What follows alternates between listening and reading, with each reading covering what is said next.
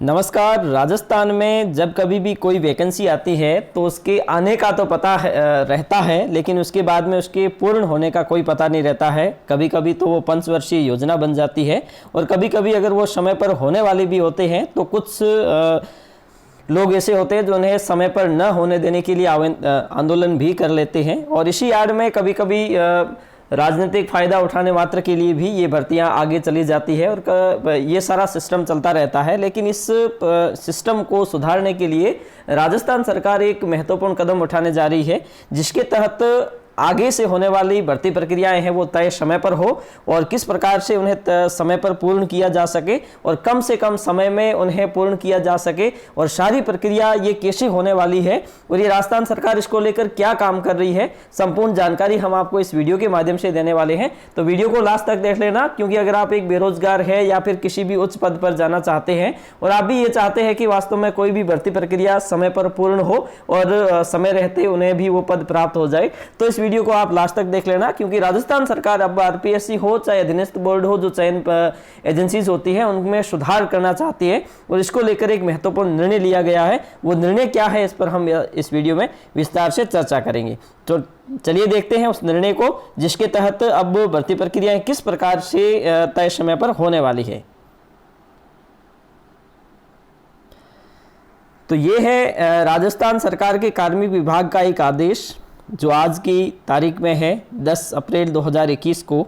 दरअसल होता क्या है कि जब भी कोई वैकेंसीज निकलती है तो उसके बाद में कई समस्याएं आती है, जैसे कि कभी कोई भर्ती प्रक्रिया है वो कोर्ट में चली जाती है और कभी कोई भर्ती प्रक्रिया बहुत ज़्यादा लेट हो जाती है, कुछ फैक्टर्स काम करते हैं।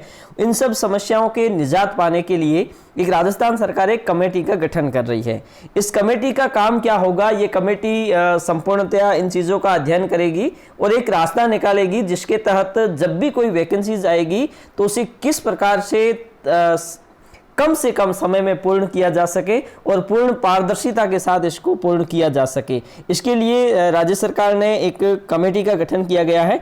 इसमें क्या गया है कि राज्य में राजकीय पदों हेतु की जाने वाली भर्तियों को समयबद्ध रूप में संपादित करने एवं भर्ती प्रक्रिया में सुदृढ़ीकरण के संबंध में अध्ययन कर रिपोर्ट प्रस्तुत करने हेतु निम्नलिखित समिति का गठन किया गया है। ये जो समिति गठित की गई है ये 6 सदस्यीय समिति है, जिसमें श्री महेंद्र लाल कुमावत जो पूर्व अध्यक्ष है राजस्थान लोक सेवा आयोग के, उन्हें इस कमेटी का अध्यक्ष बनाया गया है। इनके अलावा ये सदस्य है, ये खेमराज जी है, सेवानिवृत्त IAS है। उसके बाद में महावीर प्रसाद है, ये भी इसके सदस्य होंगे। आरपीएससी के सदस्य पंजीयन है मुद्रक राजस्थान, ये भी इसके सदस्य होंगे। और शुभम चौधरी जी ये सचिव है वर्तमान में राजस्थान लोक सेवा आयोग के। और उसके बाद में ये बद्री नारायण जी है, सेवानिवृत्त RAS है, सलाहकार है राजस्थान कर्मचारी चयन बोर्ड के। और जय सिंह जी है, ये संयुक्त सचिव है, ये सदस्य सचिव होंगे इस समिति के। और इस समिति का काम क्या होगा, समिति सेवा नियमों सहित भर्ती प्रक्रिया के समस्त पहलुओं का विस्तृत अध्ययन कर 1 माह में भर्ती प्रक्रिया के सुदृढ़ीकरण और भर्तियों को समयबद्ध रूप से संपन्न करवाने के संबंध में अपनी रिपोर्ट राज्य सरकार को प्रस्तुत करेगी। और राज्यपाल की आज्ञा से ये आदेश जारी किया गया है, ये आज्ञा जारी की गई है, जिसके माध्यम से ये जो समिति का गठन किया गया है।